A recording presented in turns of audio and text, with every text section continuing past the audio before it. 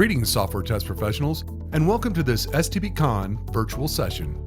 In this virtual session, we have Mike Lyles, a regular speaker at STBCon events, author, and director of QA and PM at Bridgetree. Let's join Mike now as he begins his session, The Paradigm Shift of QA. Hello, everyone. This is The Paradigm Shift of QA with Mike Lyles. Tell you a little bit about myself. Been in IT for 25 years. I won't go through all the different things I've worked on, but my biggest function that I enjoy doing with teams and working with teams is building test teams and setting up processes and methodology. All the other tools and the other things that we do as a group really kind of filter around that team dynamic and building up the right processes and methodology. And the last thing I'll say here is I do have a new book out. It's called The Drive-Thru is Not Always Faster. You see the picture here. It is definitely one that I want to share with you, a story where you spend a lot of time going to different restaurants and nobody wants you to stand in their window. And I always tell that story when I introduce myself because it took a lot of effort and a lot of rejections to get in that window for that picture for my book. So I want to share with each of you what we're going to talk about today. And just make sure that you know what you're going to get and what we're going to discuss through the course of this talk today. But the first thing we're going to talk about is lessons we've learned as testers through the years. When we talk about the paradigm shift of QA, we're going to talk about how that some things change and some things don't change. But we are going to talk about a lot about the changing role of the tester and what we have to do today compared to what we did years ago or through the years as we've worked as testers. So we're going to talk also about what worked back then and what needs to work now. And we're going to talk about critical elements to being a successful team in the future. So let's start with talking about Oreos. I lived my life wanting to have a presentation someday that would talk a lot about Oreos, and I finally found one that fits. When Oreos started, it was just a plain cookie that we know today. There was nothing special about it other than they were and are the best cookie I've ever eaten. But it was a simple set of ingredients: 2 cookie wafers, 1 cream-filled center. It was simple and it worked, and it's worked for years and years and years. But when we look at the evolution of Oreos, Oreos were fine the way they were, but they got better with double cream. I was in heaven. Most Oreo lovers were as well. Nothing major changed, just more cream in the center, but a more powerful cookie.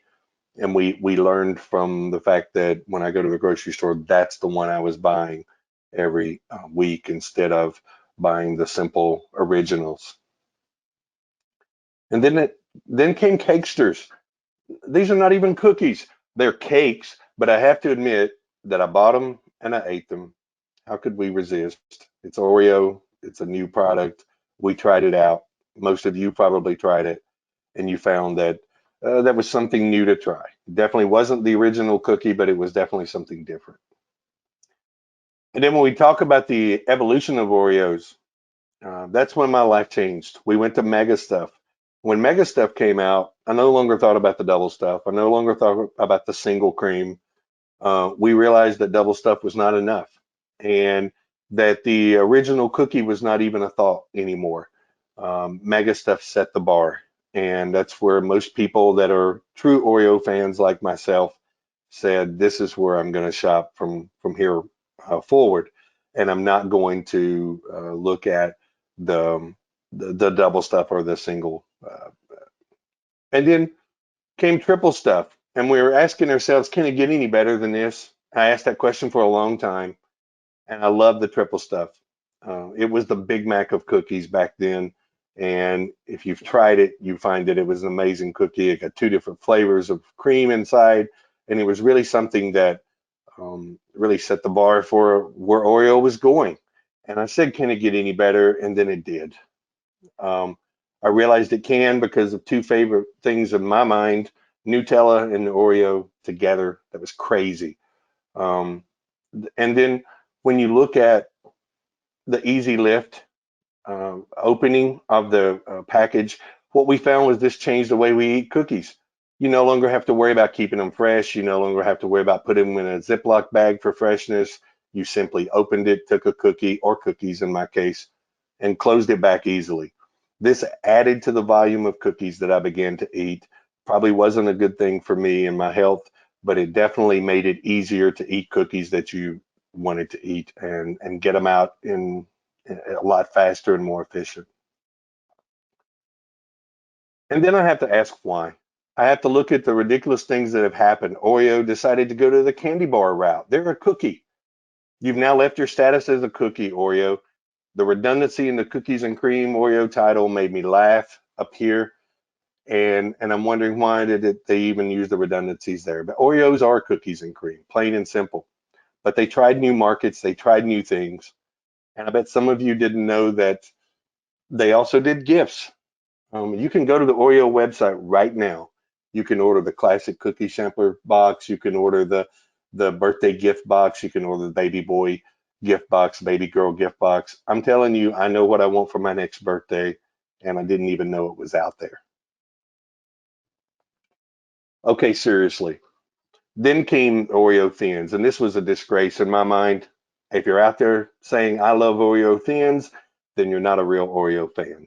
But but joking aside, I found that even with the thins, which I tried, I just ate more and more. And the reduction in the size and the cream content just made me work harder for it.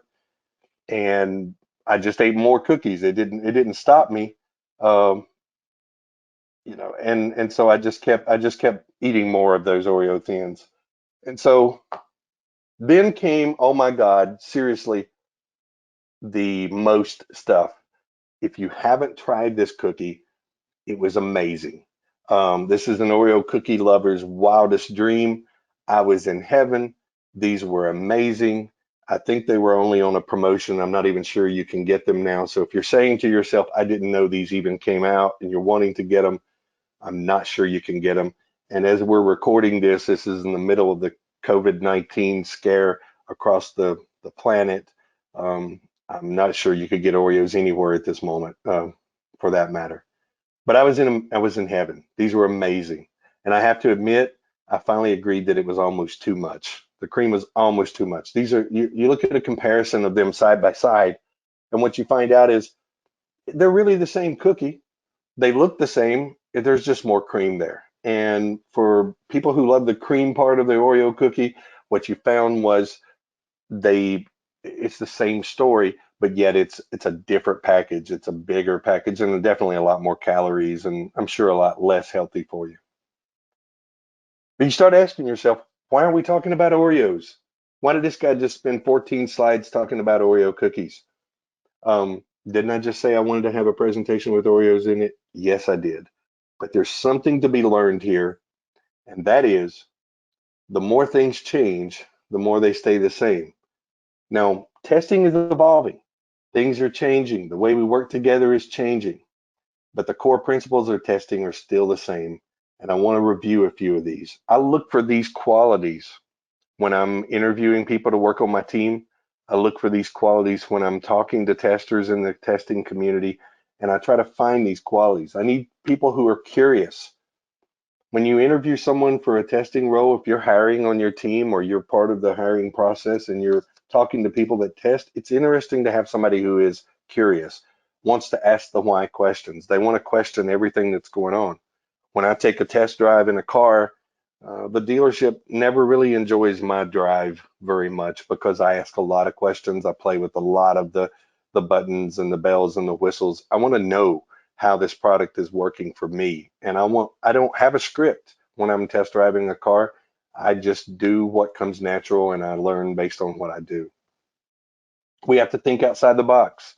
We can no longer be in that world where we're writing requirements, writing test scripts to map to those requirements, going through step one, two, three, four, and X, and then saying it's done. We can't live that way anymore. And when I was writing my book, one of the big things that one of my book coach told me was let the book speak to you or let the book talk to you. And I asked, what does that mean? And they said, it's really about when you're writing the book and you finish chapter 1 and chapter 2 and 3 and you move forward, you kind of, as you finish chapter 1 and 2, you decide, what does chapter 3 need to look like? What does chapter 4 need to look like? You may not know what chapter 5 is going to look like until you've done 1 and 2. And as you build it, it speaks to you and you grow. As a tester, we have to do the same thing, and we have to let the product speak to us. And as you're testing feature 1 and feature 2, you might find something that makes you want to go test feature 6 or go a different route than what you would normally script yourself to go. And you have to think that ways. Never assume without verifying. I do a talk on inattentional blindness that spins around the fact that a lot of times we look at things every day. If you drive to work, when you used to drive to work before all of this things that are going on today, when you drive to work, a lot of times we don't remember the whole drive. We just do it because it comes natural and we don't pay attention to everything. Now, we made it there safe.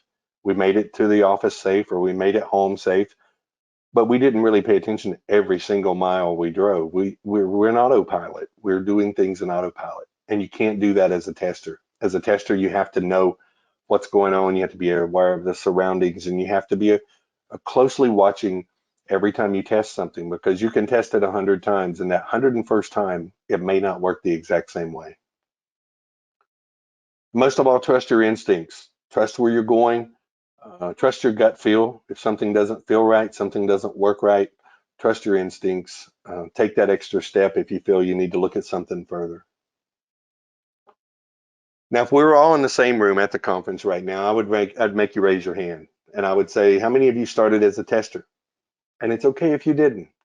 I didn't either. I started out as a sixth grader who got his computer science degree or certificate in sixth grade. And I said I wanted to be a programmer and I want to do this forever. Now, half of that story was right. I did become a programmer. I just didn't do it forever. I fell in love with testing early on, and I realized that's really where my strengths lie, and it's where I like to work.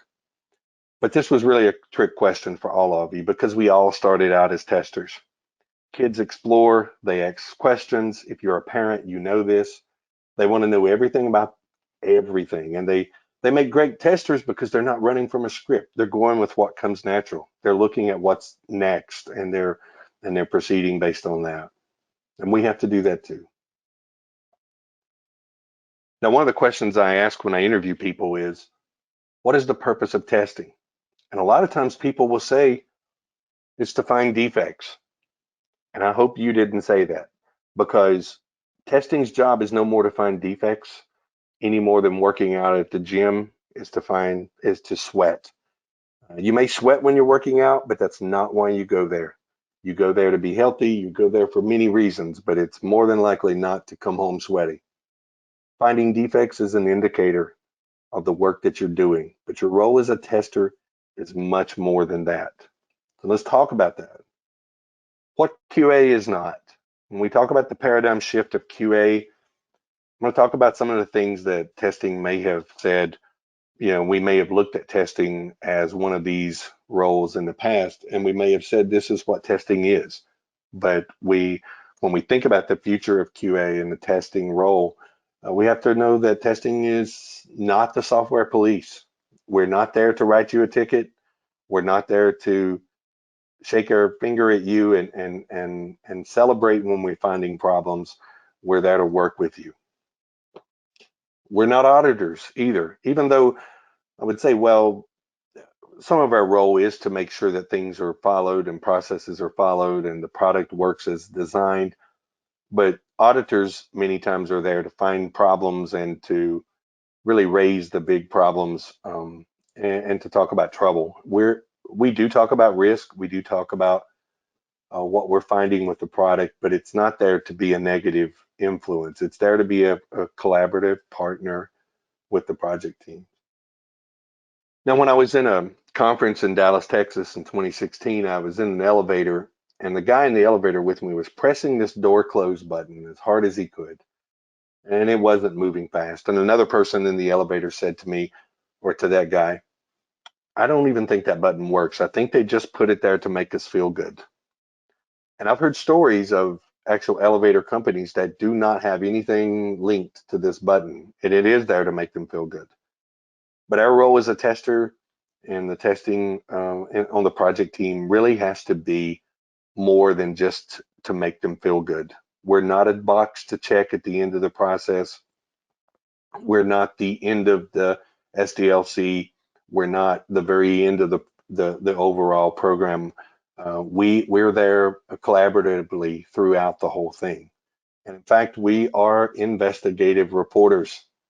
Our role is to really take note of what's going on. When someone's telling you a report on the news, they're not the person that did the crime.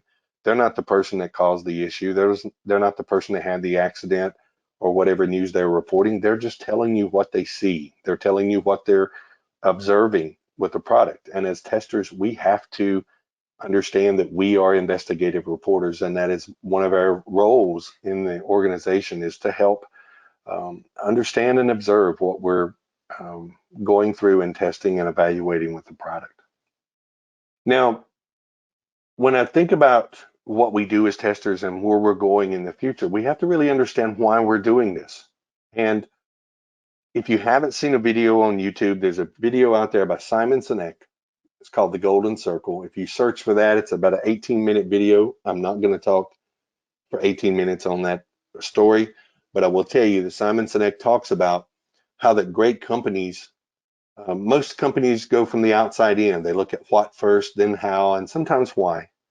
But the really good companies, the really big successful companies, they understand their why, and then they understand how they make that why happen, and then they understand what they're doing.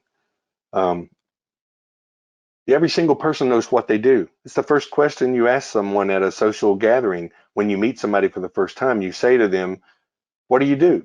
You don't ask somebody, "Why do they do it?" Now, I asked somebody this on an airplane once on a way to a conference in California. I said to them, "Why do you do your job?" And the person could not answer that question.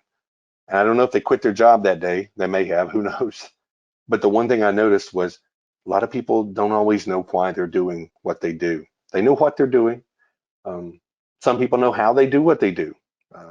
You're lucky if you work with a team that knows how to do what they do and what they're doing. But very few people know and can articulate why they're doing it.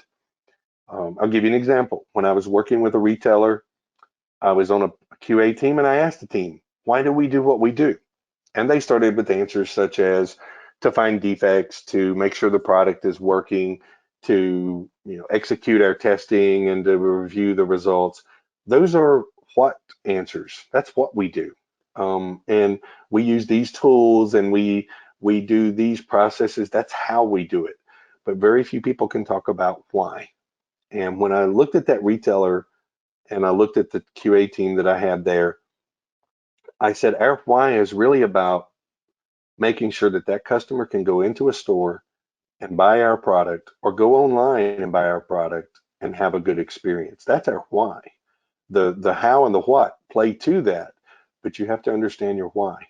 So when you meet with your team tomorrow, when you talk to your testing team or your project team, ask them why are we doing this? What is our why? What is the purpose behind what we're trying to accomplish here? What is our purpose? As I looked at really coming up with some ideas for what is the paradigm shift of QA, and what are some things that we see that are changing, and how is the whole paradigm of QA and testing changing over the years, I reached out to 6 people. You probably know most of these folks. Each of these individuals are really strong in the community. I've got their Twitter handle there, so please record those. Follow these people. They're all really great members of the community, have given a lot to us at conferences, and they've done a lot with the community in testing. So thanks to each of these 6 for their inputs. And I'm going to share with you a couple of slides with some quotes from them based on what they've seen and what they see is in the community.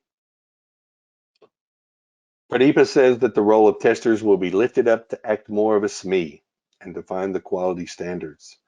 And her focus was really around, we're doing test reviews now with a panel just like we used to do code reviews with the developers, and everyone's involved in working together. Smita says that collaboration is critical. QA in the context of testers is no longer meaning quality assurance. QA now stands for quality assistance.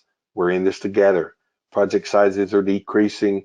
We used to use hundreds of testers for legacy projects, but now we do sprints and build quick products. Teresa Need says the role is more proactive, not adversarial and assuring. You need a team player who can think of testing before and during the feature is built. And what she means by that is we can't be the end. We talked about that a little bit earlier, but you can't be the end of the bottleneck, and you can't be the last check mark before we go to production. And then Angela Riggs says that the level of involvement is a benefit, but it also means that we're expected to know more about the product.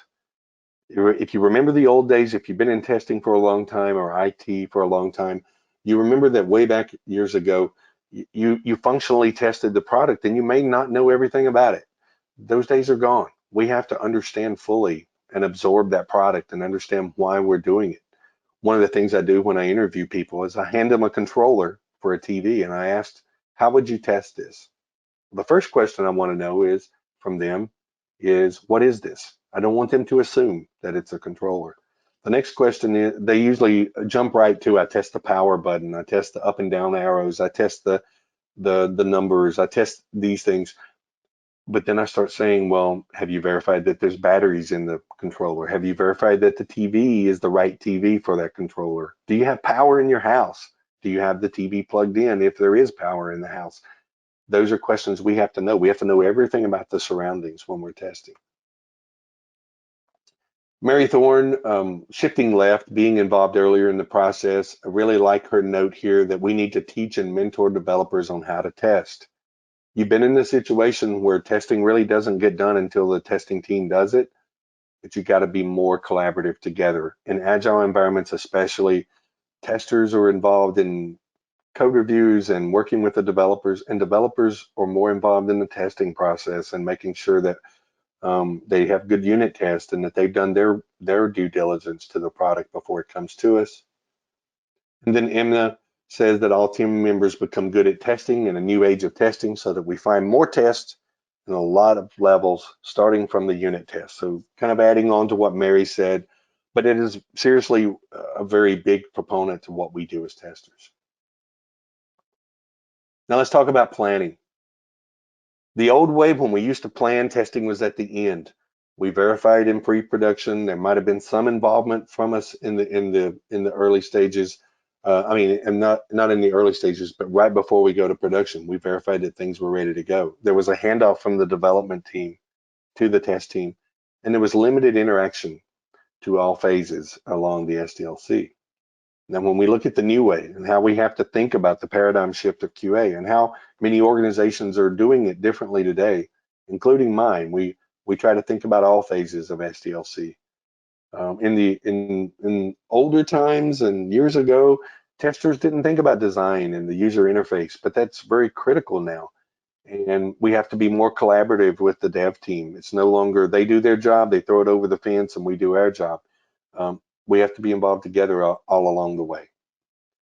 Shift left is now required. It's no longer optional. It's really more of it's part of the terminology of what you do as an organization. And as I mentioned earlier, code reviews, everybody's involved. Test reviews, everybody's involved. And when we look at execution, the old ways, we used to write test cases. We read the requirements. We had one test case. We always had at least one test case mapped to every requirement as a minimum. There were steps, step 1, 2, 3, 4, X steps. And when you completed that, you were done. Testers had testers' ego. And when you talk about testers' ego, what I mean by that is they used to get excited about finding defects. I caught one. I found a problem. Go to the developer and tell them, hey, your baby's ugly. I found a problem. It can't be that way in the new way. We have to do mind maps. And if this is the first time you've heard the word mind maps, we're going to talk a little bit about that today. And I'll share with you some ideas and get you familiar with mind maps because I think it can seriously change your life and the way you work together with your team if you're not using them. We have to understand the product. We have to partner with the dev team and the BAs. We have to have a documentation of the findings and their dashboard. And we're going to talk about that a little bit later on, about how do we give a better metrics program or a measurement program to our organization, and how do we give them a better outcome and tell the story better than just numbers. Speaking of reporting, the old way we used to say number of defects. And I always ask a question when I'm interviewing people. And so if you're about to interview with me someday down the road, remember this question. And that is, what can you tell me about a project that has 500 defects? And a lot of people will say that project's in bad shape without asking the question or asking any questions around it. And the best answer there is it depends. What if those 500 defects are all critical? That project's probably in a bad shape. If those 500 defects are cosmetic, or they're low priority, low severity, it might not be a problem. If that project's got thousands and thousands of tests that have been ran and you've been running this for 6 or 8 months, that 500 defects may not be a problem. So the number of defects doesn't tell me much about the quality of the project. Percent complete. When you look at percent complete, I'm 90% complete done with my testing. Does that tell me anything about quality? We know it does not. Pass fail metrics. I asked someone in an interview once, you got 90% passed of all of your testing that you plan to do. Is that project in a good shape? And they said, yeah, I think it's really good if it's 90%. But what if that 10% are critical issues that are showstoppers to your project? That 10%, that 1%, if it's 99% pass and 1% fail, if that 1% is critical and it's a problem, it could really cause you some issues down the road. Number of tests executed, that's just a number. It's just a count. It doesn't tell me anything other than progress. It doesn't tell me anything about quality. And then test case counts. The way we have to look at things now in the new age of testing and QA is we have to look at the number of defects by severity. How severe are these defects that we found? What is our coverage? How much of the product are we evaluating and testing? And we have to look at an overall assessment. And testers have to talk about product confidence. And we'll talk about that in a few minutes when we talk about the testing dashboard. But we have to have a better way of communicating what we're finding and what we're seeing, and most of all, our confidence in the product. The drive-through is not always faster. It's not just the name of my book. It's a thing that I always share with people, and that is, don't just do things for convenience. We sit in the drive-through line and we watch people go in, buy their food, and leave, and we think we should have done that. And then we get smart and we do it. And you park your car and you go in, you get your food, you leave, and you realize the same people that were in line are still in line at the drive-through. And I told people at the drive-through window once that I had a book called The Drive-Through is Not Always Faster. And they said, well, it may not be faster, but it is more convenient. And they're right. It is more convenient. It's more efficient, but it doesn't always give us the best solution. Sometimes there is a better, faster, and easier way, and you need to be thinking that way. Many companies say we've always done it this way. If you're stuck in a company that's doing that, you don't have to quit your job. You just have to show them why there's a better way. But a lot of people are stuck in the problem of everybody's doing it this way. Let's do it this way because everybody is. Let's build our product the same way as everybody. Let's test it the same way as everybody. We don't have to do it the same as everybody. Sometimes different is better. Now, have you ever been locked out of your house or your car? I mean, in today's world, we have wireless remotes. We have even apps on our phone that'll get us back in our car. So I'm thinking more back in the days when you had a key to open your car or a key to open your house. You can even open your house electronically anymore. But back in those days, you could look in the window, you could look in the car, you could look in the house, and it'd just make you feel sick because you could see everything inside, but you couldn't get in. There was a helpless feeling of, I can't get access. I can see everything, I just can't get in. And I ask you today, are you locked out of your project team meetings or discussions? Are you involved in everything? Do you have a seat at the table as a tester within your project team? And if you're not, you need to find ways to do that. How many are you still sitting in the traditional testing role where the dev and the project team tells you when you can start testing? Do you feel that this holds you up? Do you feel that you're giving your best to the project in that situation? Lots of teams are telling you, we'll let you know when it's ready to test and we'll come to you. But we've got to change our thinking. We've got to drive change within the organization because testing needs a seat at the table. Now let's talk about me. I won't talk very long, but I'll tell you this. In my current role, I'm the director of project management and QA. And what that makes me feel like is a parent of two kids. If you're a parent, you know what I mean when you have to deal with one child that's upset at the other, and you can't just say you're completely wrong and take one side or take the other side. You have to be a peacemaker, and you have to be someone that helps them work together. And I feel like that I love what I do because I know I get to be able to bridge that gap with the PM and the QA, because the PM team knows that they come to me complaining about something that's going on in QA, I'm going to tell them, let's get together and work it out. Same with the QA. You have to drive that inclusion. And you can use mind maps and other tools that we'll talk about in a moment to do that. How many times did I hear this at home? Your mom does not work here. My mom used to say this, your mom does not work here. And it was a joke, but when she would come to my room looked like a tornado hit it. My mom would look, she would just let it go. You know, if I didn't take care of it, nobody did. Don't be in this situation in your office. Don't feel like the testing has such a small part of the overall team dynamics that you can't speak up and have a say. You really need to empower yourself and do not wait for the green light. You can change the work atmosphere. You can be involved at the start. You got to be calling out those issues and risk early, and you can build confidence in your team by doing that, calling out of those risks and those issues early, because then they know that you're out to help the team. You're not out to just use your tester's ego and get credit for it.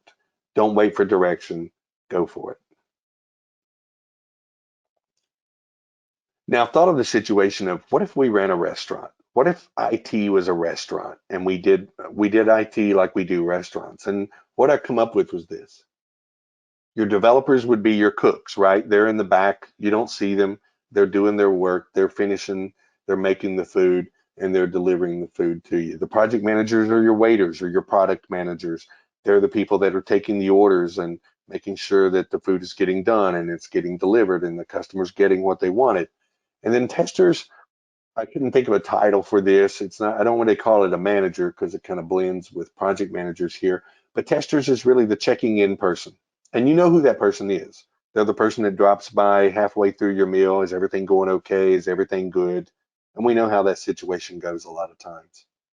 In this scenario, the cooks are given what they're following a recipe. That's your developers. They're doing what is being told. The waiter's trying to get the food to the customer. That's your manager. They're trying to make sure it gets done on time and under budget with quality. The waiter's also trying to keep the customer happy. They're trying to, make sure that the customer's getting what they need. Sometimes they don't. In a restaurant situation, the waiter may not come around as much. And that checking in person, which is the tester in this situation, comes in blindly many times. And they don't know what's happened. And they'll ask you, how's everything going? And that's when the customer opens up and they tell you, they unload. You've been in that situation, you know that we can learn from this scenario, because if you're sitting there and you're waiting and the waiter's just not coming back and the waiter's not asking you, do you need your drinks refilled, and your food is cold or it's burned or it's, you may want to vent, and you're going to vent to that checking in person. As a tester, we can build that concern and that collaboration within the team and say, let's all worry about the stakeholder. Let's all worry about the product. Let's make sure that we all understand how that we're doing that and make sure that everybody's working for the product owner. As I mentioned earlier, mind mapping. If you haven't done mind mapping, this is a very creative and colorful, artistic mind map, but you've probably seen, if you've used mind maps, the basic element here is you've got a centerpiece that shows kind of in our situation for testing, it would be the name of the product. And these legs, these first legs outside would be the nodes, the features that you're going to test for that product. And then the breakout of these, the branches, as you go further out from the mind map, are the things that you're going to look at, the things that you're going to test or verify. And mind maps give you a quick summary of where you need to go. And what I find with my testers is they get very creative, and they have higher coverage, they find more defects if they're using mind maps instead of just writing test steps and test cases. Many times we'll have to write scenarios, many times we'll have to write what we expect. I'm not saying you have to eliminate everything, but if you get into the study of mind maps, Google it, study it, see what other people are doing in the testing community. There's people on Twitter and LinkedIn and everywhere talking about how they use mind maps. There's lots of different folks that you can touch base with. Please reach out to me if you're not familiar with it and you want to learn more about it. There's some great tools here. Here's 20 of the top ones for mind mapping in 2019. I've called out two. Coggle is one, I think Google implemented it. And then Xmind is the one that I use because the free version does everything I need. So my whole team uses Xmind. If you go to xmind.net, you can download the free version. You can try it out. They have examples. And like I said, if you reach out to me, I'll send you some information on some people that can share with you their different scenarios they've built with mind maps. It's a very powerful tool. What I find out with mind maps is it's easy to run meetings with mind maps. You don't just have Word documents and writing a lot of things or writing Excel spreadsheets or building business requirements documents. It's really an easy way to collaborate on nodes. It's very flexible. You can add new nodes everywhere. It's a great way to have ad hoc discussions, and I find that it's very helpful with the clients and the stakeholders because they can see immediately where you're going with what they're telling you instead of you just writing a book in a document. I find in a lot of organizations and people that I've talked to, they're replacing documents that they use today with mind maps. I know folks that are using mind maps for their test strategy documents. They're using them for some of their business requirements design documents. They're using them for meetings, and they're using them for architectural designs as well. So let's talk a little bit about testing at each phase of the SDLC. Because I want to say, let's talk about shift left. We want to have design thinking at the beginning of the project. We talked a little bit about that. We want to help the team identify constraints and roadblocks and strategies. And we want to help them to identify the overall timeline. We want to be involved in that. If you're in an organization where testing is defined without your input, try to change that. Try to be involved and say, okay, if this is going to take this long to develop and based on the complexity of this, then I think it's going to be, it's going to take me this long to test it. You need to be involved. Security and performance, we all know about security. A lot of hackers out there, a lot of people that are breaking into websites, a lot of data and privacy issues. We have to be really focused on the security side and performance. We have applications where we know that customers will just stop using products, especially apps on a phone. They will just delete them and not use them anymore if there's performance issues. So we have to be aware of that. And really, you can never be too prepared there.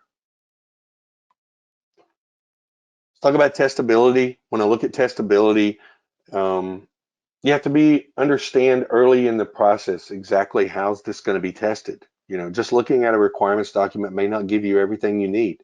You have to ask a lot of questions, be very curious about the product, and know whether those tests or the requirements are testable or not. And I'll give you some examples. If you're saying, well, how do I know if it's testable or not?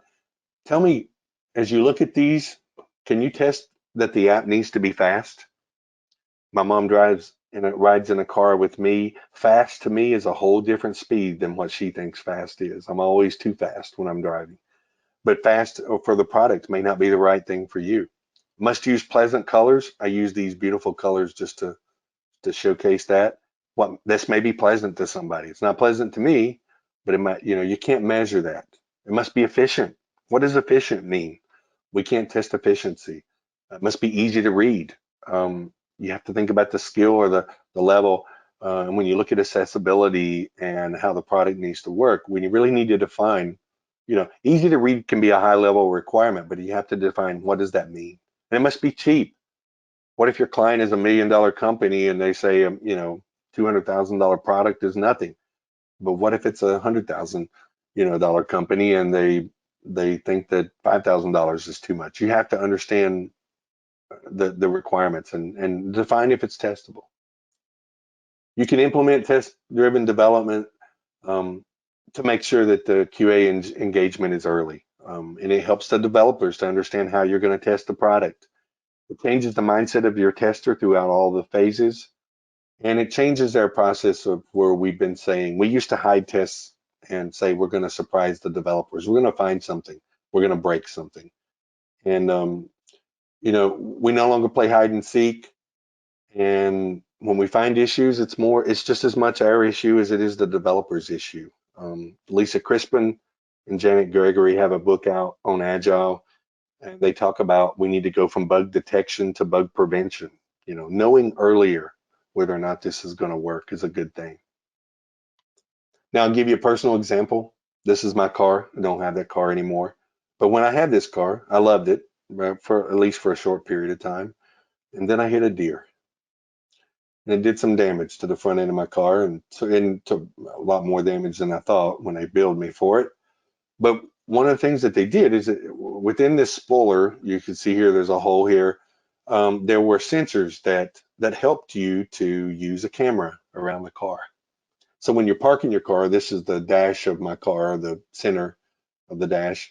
When you're parking your car, here's the left side of my garage, and here's the window of the right side of my garage. And you would come in. The left camera is recording where you are on the left side, right, obviously on the right side. And when they put that spoiler back on the car and they painted the car and got everything fixed, they said, we're done. It looks right. It looks correct to us. But here's what I saw when I tried to park my car the first day that I got it back. And that's because they put the sensors in backwards. They put the left one on the right side, the right one on the left side, and now everything's upside down. And I took it back to the body shop guy, and he said, well, it looked right to me. A lot of times when you talk to your project teams, your developers, they're going to say, it looks right to me.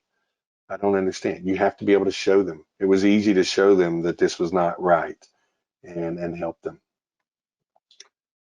Now, if you're seeing this picture and you don't know who these people are, please rent The Breakfast Club or buy The Breakfast Club and watch this movie. It was a beautiful movie in the 80s. It's one of my favorite movies. And it was really about kids who were in detention for one day on a Saturday at their school in the lunchroom. Everything was recorded in that one lunchroom in the school. But it's a great movie. And all these kids were from different cliques. They all had, they would have never talked to each other at school. They don't get along. They don't even know who each other were. They met each other in detention. But by the end of the movie, they wrote a letter to the principal and they said, Dear Mr. Vernon, we accept the fact that we had to sacrifice a whole Saturday in detention for whatever it was we did wrong. But we think you're crazy to make us write an essay telling you who we think we are. You see us as who you want to see us as, in the simplest of terms, in the most convenient definitions. But what we found out is that each of us is a brain, an athlete, a basket case, a princess, and a criminal. Does that answer your question? Sincerely yours, The Breakfast Club. Now, why did I tell you about this movie, other than you need to go watch it? We have to do the same thing with our project teams. Testing used to sit in the waiting room with the stakeholder. We used to wait for the developers to hand it to us, and we all had our roles and we all had different cliques that we worked in. We can't do that anymore. Testing has to wear multiple hats to work with everybody on the team, and it's our job to make sure that everybody collaborates. It's what we do. It's how we can make the team stronger. Things are changing, and we talk about how things are changing. We have to look at getting a seat at the table. We have to stop attaching ourselves to bugs and defects. We have to stop buying into the myth that Agile changed everything. Oh, we're now Agile, so we don't have to do things this way. We still have to have the core Oreo inside of us that's making us do the things we're doing the same way as we did before. And we have to start attaching ourselves to the quality of the product. When we work for the stakeholders, we work for our egos, and we have to end the facade that testing is so easy, anybody can do it.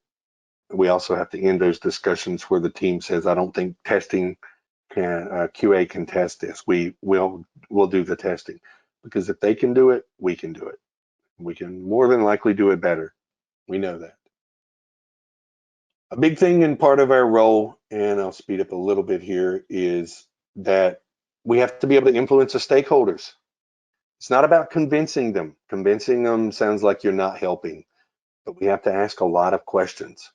And we have to ask a lot of why questions, and why they want it a certain way, and use mind maps if you have to really understand what they want. In my first 3 years ago, when I started with my current company, I met with one of their clients and I started asking them questions about a product that was getting ready to start development. And I asked the stakeholders with the client, why do you want this? What are you doing with this? What is your purpose for this? What do you want? And I got a lot of answers around, well, I don't even remember asking for that. I don't know why we're doing that. We tuned up that project and that deliverable to be exactly what they wanted, because we took out things that they really didn't passionately want with the product and things that really weren't essential to the delivery of the product. So asking those questions helps you tune into what's going on. Communication. Let's talk about communication. How can you be a good communicator? When you work with your team, you have to talk win-win. You have to be, talk about who's responsible, who's accountable. If you're not familiar with this term, RACI, please get familiar with it. The RACI charts are great because they talk about the responsible, accountable, consulted, and informed.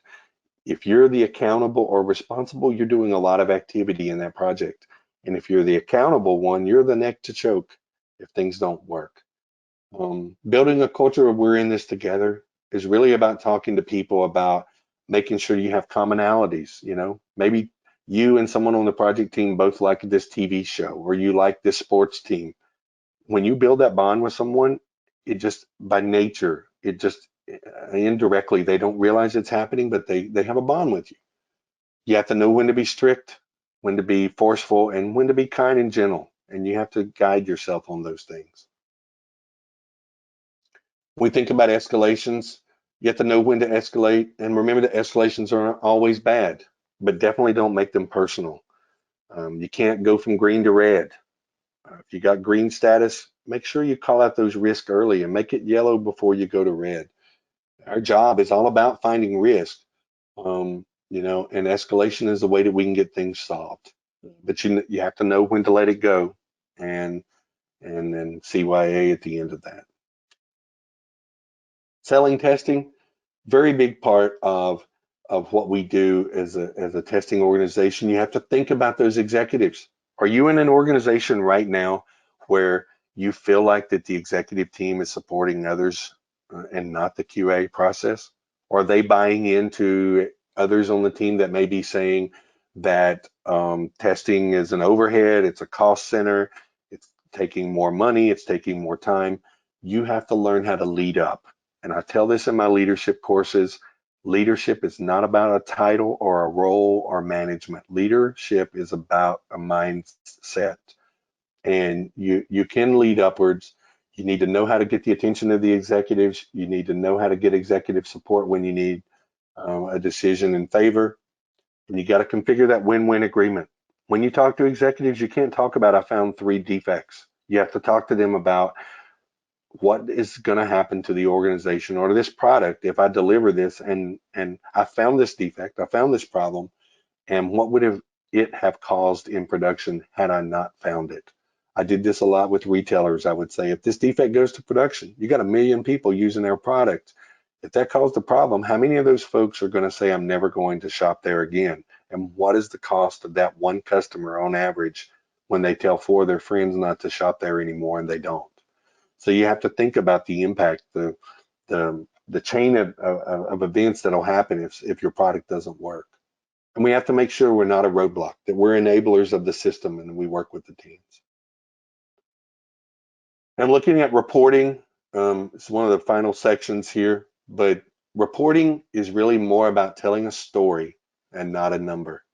You have to know what's important to the executives, and you have to be able to show the value for the money, as I mentioned earlier. You have to show what we're doing and why we're important to the team. And you have to give strong confidence that testing understands what the business is doing. We're no longer just testing functional deliveries. We have to understand the business and the product that we're there for. Now, when we look at numbers, if I tell you what is 8675309, you're going to say Jenny. You're thinking of Jenny right now.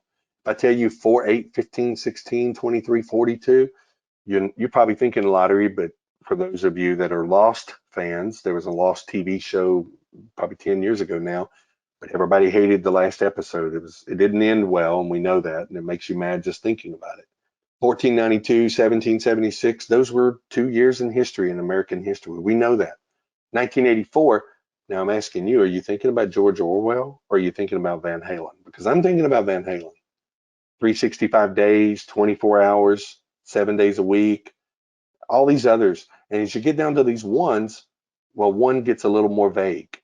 And we don't understand what one's going to do for us because the numbers don't make sense sometimes. Let's talk about your health and metrics for you. You're looking at metrics for yourself and for your health every day. You're looking at your calories, you're stepping on a scale, you're controlling your intake, what you're eating every day, you're taking your vitamins, you're planning your exercise, you're planning your sleep. You're looking at it every single day. And then you're going to the doctor, and your doctor is looking at your overall health, and he's less concerned with what you did day by day. He's more concerned about what you did through the course of that year, and he's looking at the final results. Now, why am I talking about this?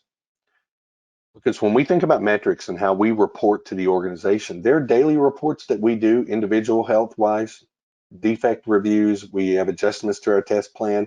These are things we do every day with a project team. But your stakeholders, your clients, your executive teams, they want to see something more at a higher level. And you have to think about, how do they do that? Look at the project status. They want to know the risk and the mitigations and the executive reporting. They don't need to know daily.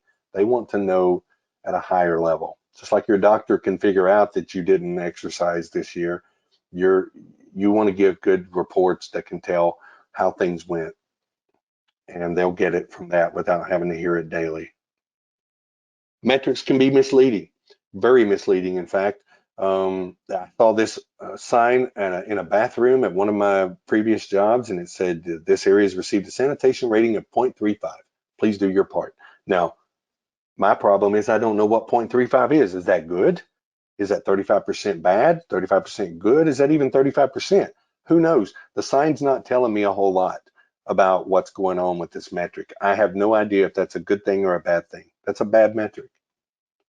Now, this is a pretty metric.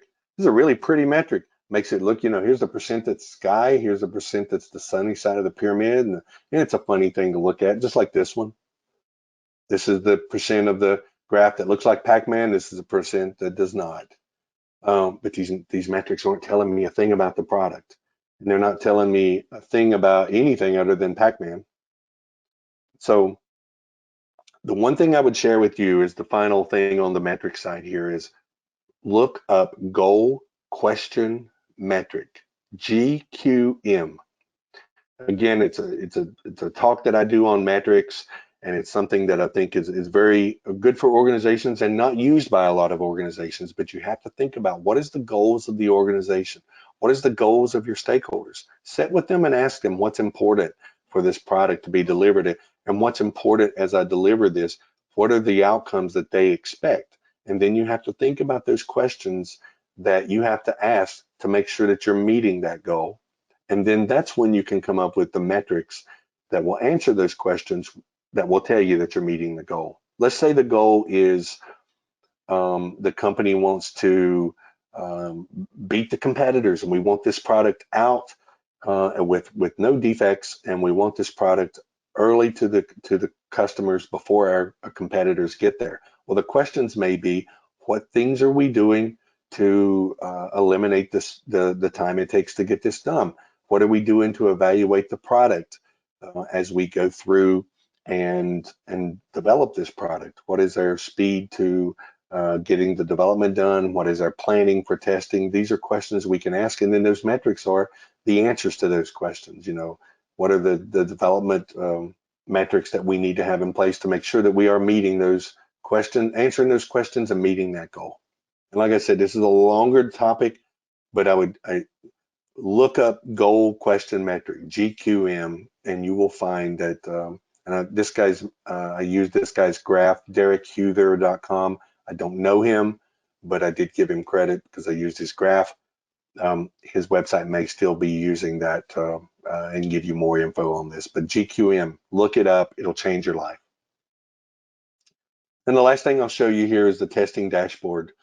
Credit goes to James Bach for this. Nancy Kellen actually had this slide, or actually had this table, and then shared it with me. And I really liked it, and I wanted to share it with you because notice that there's no numbers on this report. There's no numbers on this status report for testing. We're talking about confidence. We're talking about having all of the features and focus areas in one column, and then our testing progress. You know, I can look at this right away and tell you that feature called new is in progress and it's red. It's not going well. This one's in progress and so far things are good.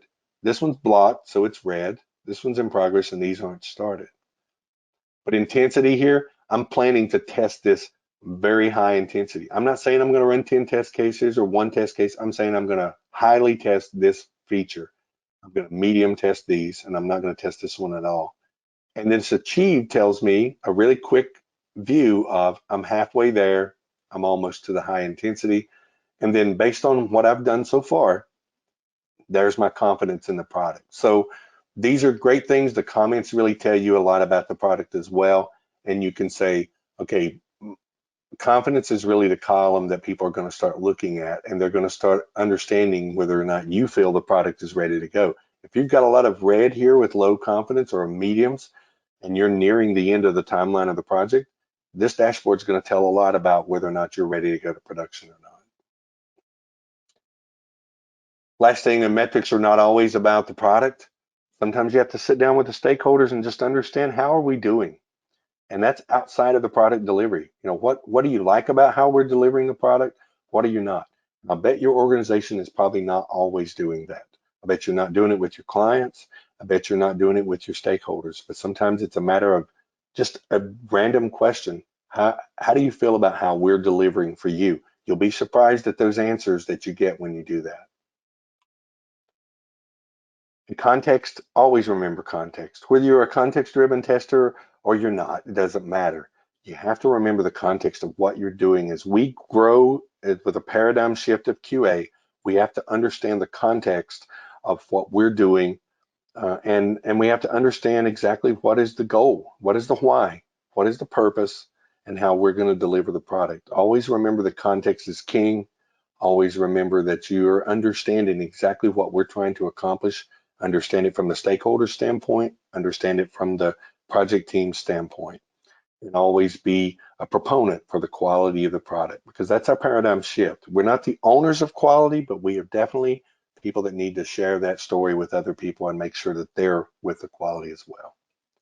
And last but not least, remember the Oreo. Remember that it's your core values and it's your core understanding of testing and what you've learned through the years and the things you've learned to do right and the things you've learned to do better. You can be a better tester. And the last thing I'll say is, just as you reach out, as you wrap up here, and I'm wrapping up, not you, just remember that you can reach out to me any of these places. I got several places that you can reach me, a lot of websites and social media. Please connect with me. I'm very narcissistic, and I would love to talk to any of you that would like to ask questions or connect with me.